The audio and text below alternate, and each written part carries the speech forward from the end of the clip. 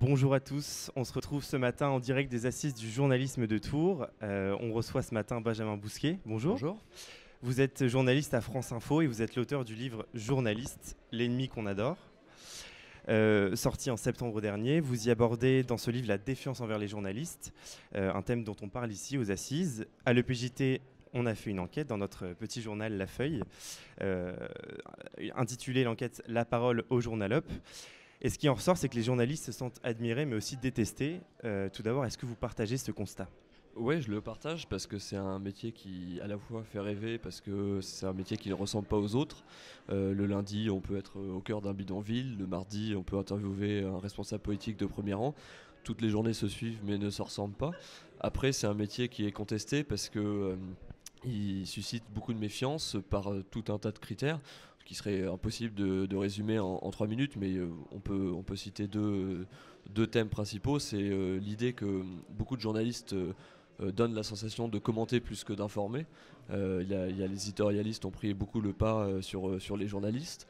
Et puis le sentiment que les journalistes sont un petit peu éloignés des préoccupations, des vraies préoccupations des citoyens, ce qui n'est pas totalement faux quelquefois, qui est souvent faux quand même, parce que les journalistes sont des gens comme tout le monde, sont des citoyens comme tout le monde, et je ne pense pas que la majorité des journalistes soient déconnectés des réalités. Et selon vous, parmi tout ce que vous évoquez là, qu'est-ce qui alimente le plus la crise de confiance des Français envers les médias ? En fait, ce qu'on distingue, c'est il y a deux cas de méfiance. Il y a la méfiance haine. C'est en général véhiculé par des gens qui se situent aux extrêmes de l'échiquier politique, qui surfent sur cette vague pour dire voilà, tout ce qu'on nous dit c'est du mensonge, etc. Croyez-nous, votez pour nous, etc. Donc là il y a un vrai côté militant. Et puis il y a de la méfiance parce qu'il y a des gens qui assistent à un événement et qui voient ce même événement retranscrit dans les médias d'une façon différente de la façon dont ils l'ont vécu. Et là ils ont le sentiment que les médias les manipulent la vérité, etc.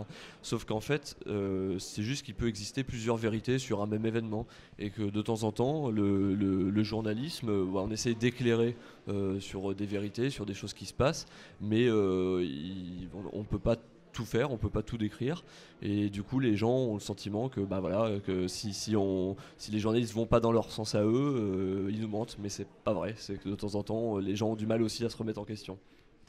Ici aux Assises, on débat beaucoup de sujets autour de la profession et des médias. Est-ce que vous pensez que c'est vraiment utile finalement de débattre de cette défiance envers les journalistes entre nous ? Est-ce que c'est finalement pas juste un débat qui reste un peu cloisonné dans un entre-soi ? Non, je pense que un événement comme les Assises par exemple, ça permet justement d'ouvrir le métier aux citoyens. C'est pas que des journalistes qui parlent aux journalistes. C'est une question qui concerne tout le monde parce que après tout le droit à l'information c'est devenu un droit quasi primaire comme se vêtir, se loger, se nourrir. Dans une société comme la nôtre, on a besoin de s'informer pour connaître le monde, pour connaître les réalités. Après, ça doit aussi s'accompagner de devoirs, comment s'informer, quels médias consommer, à quelle fréquence, etc. Et un événement comme les Assises, ça permet justement de créer ce dialogue, de créer ce débat pour à la fois expliquer notre métier, nous journalistes, et puis pour que les citoyens, eux, posent leurs questions et montrent leurs incertitudes, leurs inquiétudes par rapport à ce métier, et mettre des mots sur justement la méfiance qu'ils peuvent évoquer à l'égard des journalistes. Et donc cet événement-là est à mon avis essentiel. Je pense qu'on parle beaucoup d'éducation aux médias. La ministre de la Culture en a parlé hier lors des Assises.